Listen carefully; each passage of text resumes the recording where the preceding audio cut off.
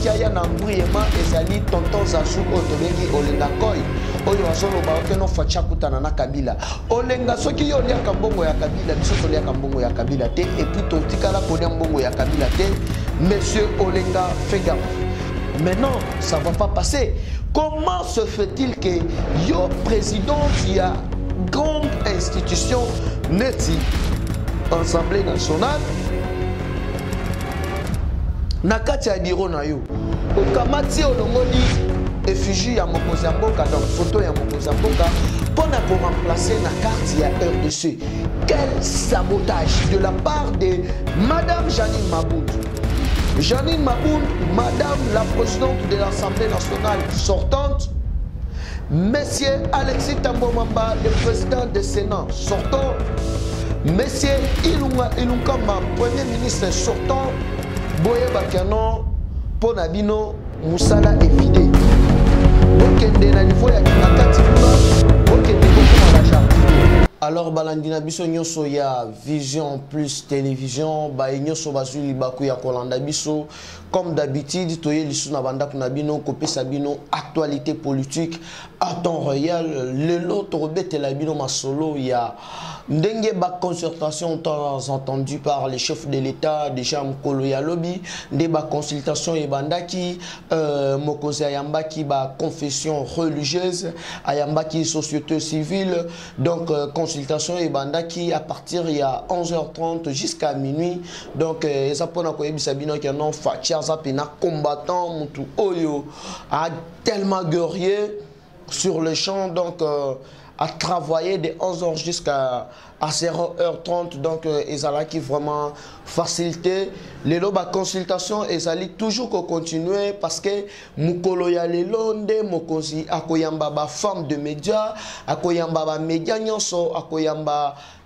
société civile ezali kaka mukolo ya lelo vraiment ezali esengo makasi donc consultation ezokende lentement serrément parce que il faut boyer bakano dernier zaliwana donc consultation déjà et salemaki déjà donc tozali déjà na nouvelle majorité parlementaire oyo ekoya pona souci ya peuple congolais. Alors dernier zaliwana bo comprendre que non kuna na FCC, kuna na batu ya Kingakati d'abord, balali. Pona nini balali? Mais comment se fait-il que obengisi batu nakati ya soi-disant Kingakati batu baye papa mikolo obotoli bango ba téléphone?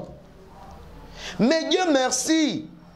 Na bato babandaki ko filmer bazalaki ba Rwandais Kabila 100% confiance mais ndengeli ni siko ba audio elongwe na kati ya Kingakati et se retrouver na Jeune Afrique. C'est pour vous dire que non mes chers compatriotes, Kingakati ezali espionné par service de renseignement ya États-Unis d'Amérique otobengi na kombo ya CIA yango bomoni que non bana mai falaki bakende soki mbwela soki wapi bakeite. Pour nini bakeite, c'est parce que Kabila a commis ce qu'on a perte de vitesse. 3 émissaires, il y a Hippolyte Kanambe Kazembere appelé autrement Joseph Kabila et pas il y a Maman Denise Nyakero, Maman Boyko Yambabango. Donc Antoine Gonda, Nani Tata Mwasia Kabila, Jeannette Kabila, na Ilunga Ilunkamba. Baboy koyamba bango. Na minito tozali na temps ya distraction te.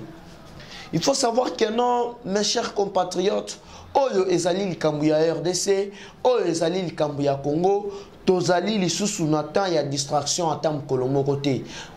Le Congo est en marche. Kaka na tout au long ya masolo na biso, tokobete la bino masolo ya congrès. Il y a Modeste Bahati, oyo azali pe poids lourd nakati ya parlement parce que boyebi bien bazali en plein congrès. Alors tout le monde qui n'a pas invité, tout le monde qui le président de l'UDPS 520 gigas Jean-Marc Kabunda Kabound, tout le monde qui mona bouté Augustin Kabouya, tout le monde qui présence Yakulutu Frank Djongo. Alors Tokotang et Labino, quelques déclarations parce qu'on ne te laisse sur place. Pour la la Labino, toujours reportage à temps réel, ko informer bino toujours à temps réel na maenyo so ezolekana na République démocratique du Congo. Toko chitele na place oyo maman première dame oyo akendaki ko rendre visite na noko ya mokonzi ya mboka oyo tobengi mwana seminga te mutu na lobi ye moko mutu alobaka yango ke président Félix azali neveu na ye.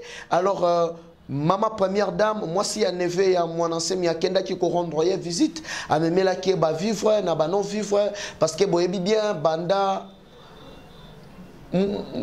bukulaka bimaki hôpital azwaki nanu visite vraiment officielle te mukolo ya lobinde première dame la distingue azwaki temps ya kokende kokutana na ye et puis kulutu to bukulaka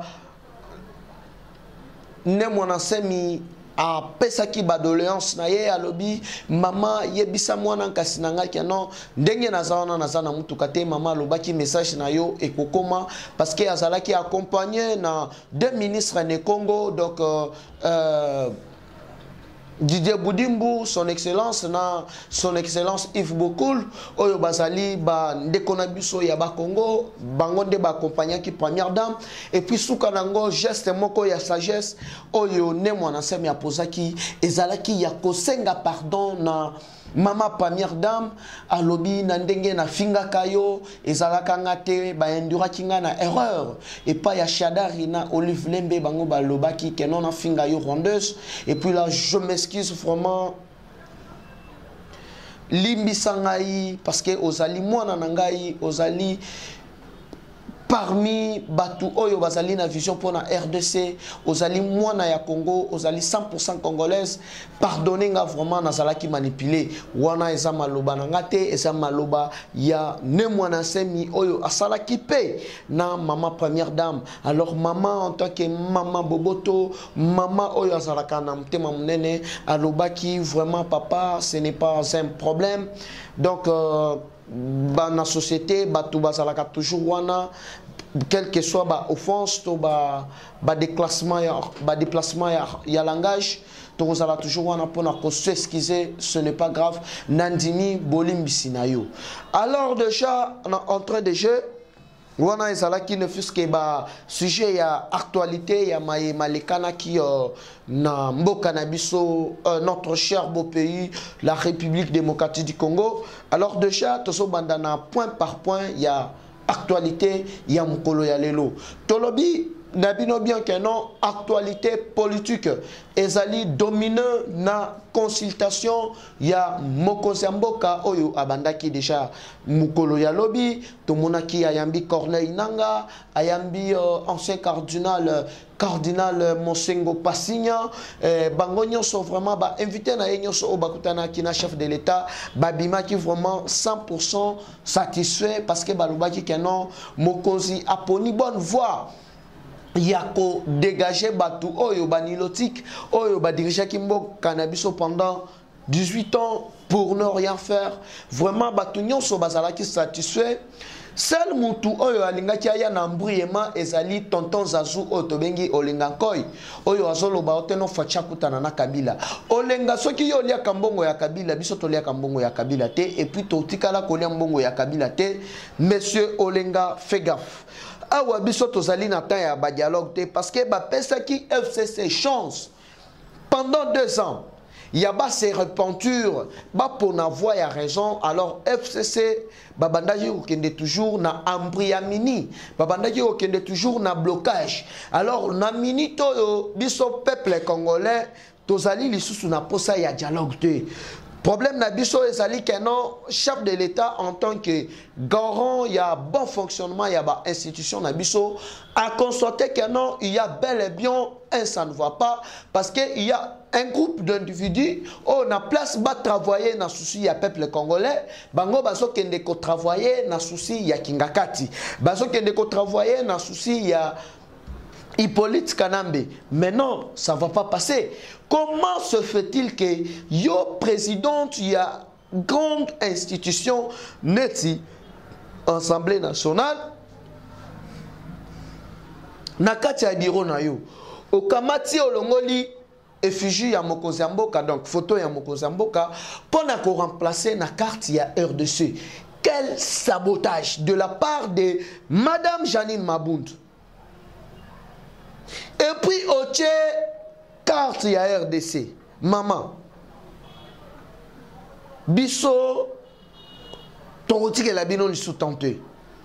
Parce que carte wana eza carte na biso ya RDC, eza carte ya Rwanda te, eza carte ya Burundi te, eza li carte ya Uganda te.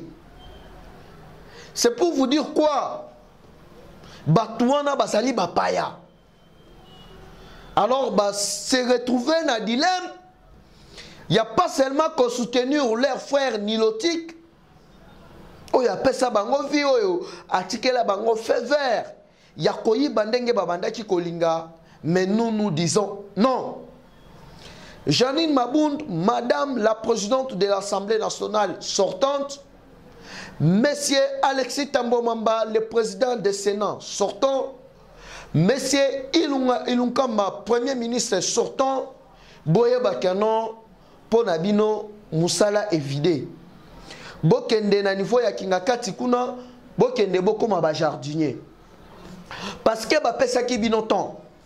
Chers compatriotes, imaginez-vous que non, selon le sondage, il y a magazine Forbes, na Jeune Afrique, économie à Rwanda na secteur na bango soit disant minière na yebite soki bami na bango ezalaka wapi na économie na bango na minito yo besi ya liboma 44% ekiti eza pona koyebisa bino nini fait vert oyo batwana babandaki kozala na yango pona ko faire du n'importe quoi pona copier ba minéraux na biso ba mema yango na Rwanda. Alors depuis que Fachi est au pouvoir, notre cher président élu, on comprend que non madousunyo so o bato babandaki ko yiba mbongo na minito ba bloquer yango.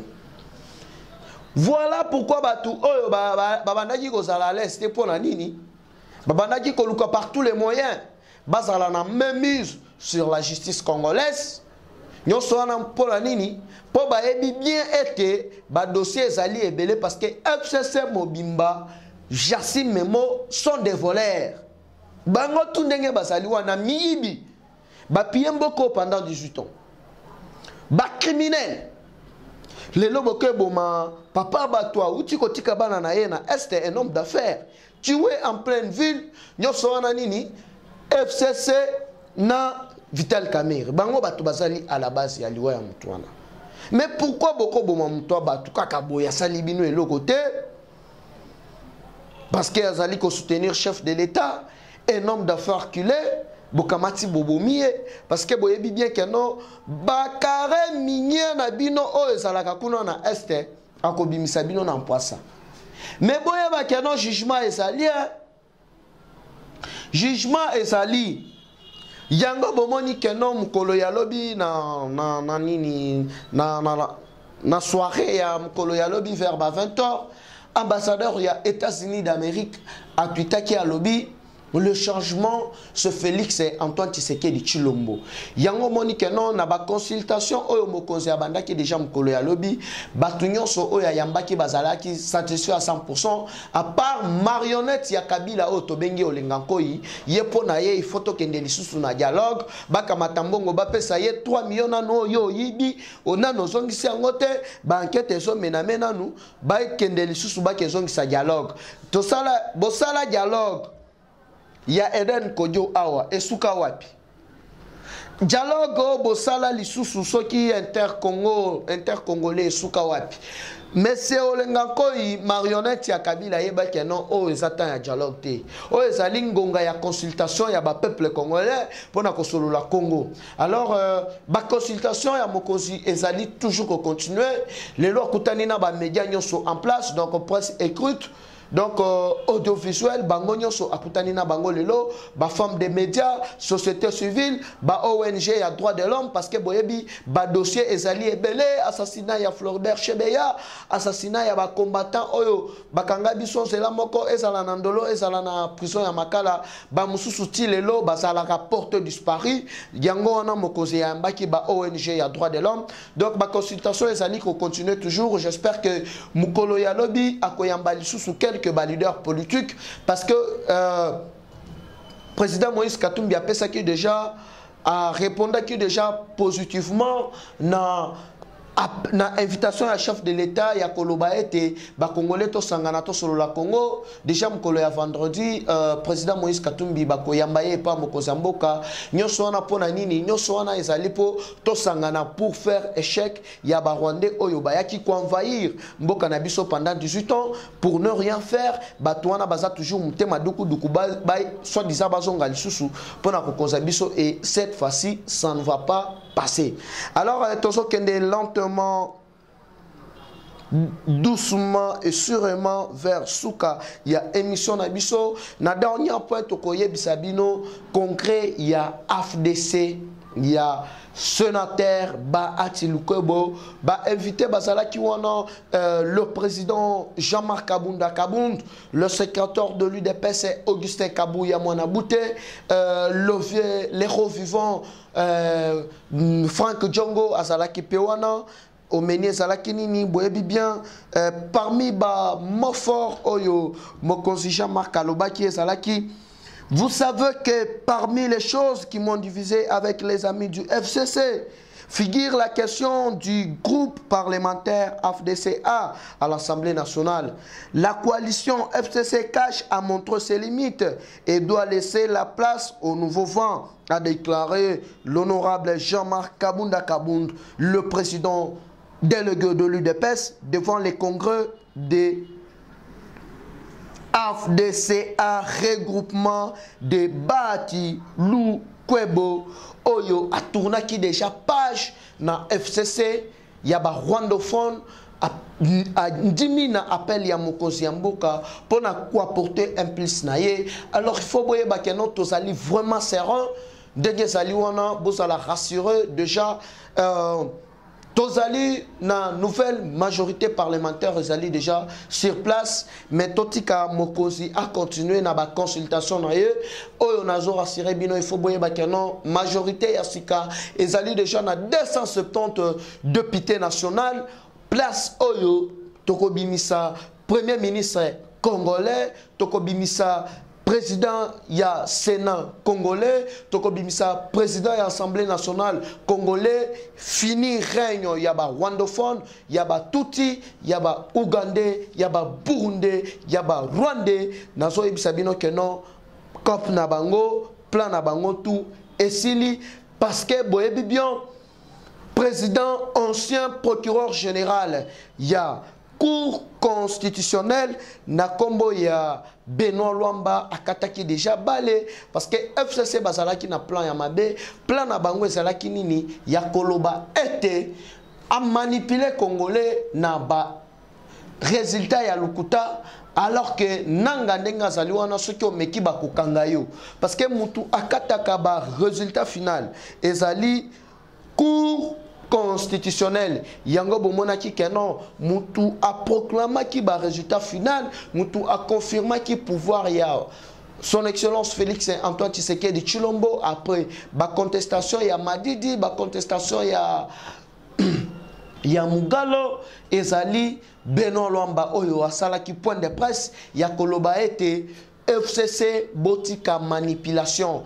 La personne qui a gagné les élections, c'est son excellence Félix Antoine Tshisekedi Tshilombo. Alors, wana ezalaki parmi Bamaloba, tant fort, il y a président Benoît Luamba Oyazalaki, ancien procureur général et à Cour constitutionnelle. Je vous dis que non, et mettre les sous FCC KO na ndenge moko ya kusarana te, mais selon quelques indiscrétions kuna chez bango na FCC donc baati pardon nani Otobengi Emmanuel Shadarina Kabila ezole kalisusu te pona nini Kabila azali koakize Emmanuel Shadar Kenon soki a comité na niveau wana ye muto a induire ye na erreur mais papa mandefu ya pembe sukebele oza mwana mukete 48 bonnes années au déjà olia eza awate eza pona koyebisa bino ke non makila ya nzambe ma prière ya peuple congolais ezikisi misala ya zabolo ya batu oyo banilotique oyo bayaki awa pona koboma mboka na biso. Alors là déjà bozalaki tellement ebele ya kolanda biso na bakanyonso oyo ba Rwandais basakani na biso oyo ba tenir ba propos ya buzoba entre autres Moïse soki Nyarungabu Azarias Roberwa Mutobosani bino azalité Congolais nyonso azozela kaka bakanga bino. Alors tozozela makambu ya consultation oyo esila procès na bino ezobanda Edi Kapen je m'excuse Edi Kapen na robima donc makambu ezali kitoko makasi avant na chite nazo beta sete na likambu moko oyo tobengi ya passeport. Likambu ya passeport chef de l'état na tous les conseillers Maman Tumbanzeza, docteur Etienne Longondo, docteur Tanfoum, oyo ozali chargé ya COVID-19, na rapport oyo les Kanakuna ezali pratiquement impossible. Qu'est-ce qui se passe? Bande konabiso ba Congolais oyo bazo utalibanda. Bazo koma na mboka na bango, bazo futisa bango $45 américains. Pour la soi-disant test ya COVID-19. Mais plus grave, bazo sala bango test était, ba pesi bango kaka resi que non, ba sali test, $45 ba futi, ba bimi, sans toutefois que sala bango test. Alors notre question est celle-ci. Mbongo wana ya ba test et kendaka wapi. Alors, papa mokonzi, son excellence Félix Antoine Tshisekedi Tshilombo babiloko oyo ezole kana na aéroport ezali pona ko saluer réputation na yo parce que batwana bazali ko ajure na soi-disant kombo na yo. Tout ce monde là ezali batu ya FCC o batika kuna o ba mesana toujours na ko évoluer na mafia parce que batu oyo bazouta na bamboka ebele ba États-Unis ba France avant matavion bazo salaye ba test na ba hôpital na ba hôpital na bango kuna aye awa apesa lisusu $45 45 ango pe basali test c'était ba pesi kaka resi mbongo bakamati ba na poche. Alors maman première dame maman Tumbazeza ba conseiller nyoso mokoza mboka botale la biso likambu oyo ya ba test ya lukuta oyo ezolekana na aéroport Yanjili bozalaki tellement ebele. Moi na koli numéro nanga ezali toujours le même plus 243 89 784 33 42. Maman Julienne Mwambi nakati ya Belgique Bambo Tebele. Justine la blonde, moi si ya pembe nakati ya France Bambo Tebele. Mon vieux le messager Wandumba Wanzambi les cordons Bambo Tebele. Là je vois maman Célestine oyo autaki ko perdre nyos nae vraiment on est ensemble. Maman Georgette Mouchinga Chombo pour rétablissement ma maman. J'espère qu'au travers ça qui vraiment ba période moko santé tunisa qui au makasi on est vraiment ensemble. Maman Odette Manzambi na katu ya Paris, vous êtes tellement nombreux sans oublier mon vieux Roger le combattant, base Machipisha, base Angola, base Ozone, bozali tellement ébélé. Moi na koli numéro nanga ezali toujours le même plus 243 89 784 33 42 Tobandeli plus 243 89 784 33 42 ezalaki mwana na bino ndeko na bino mwana koli big up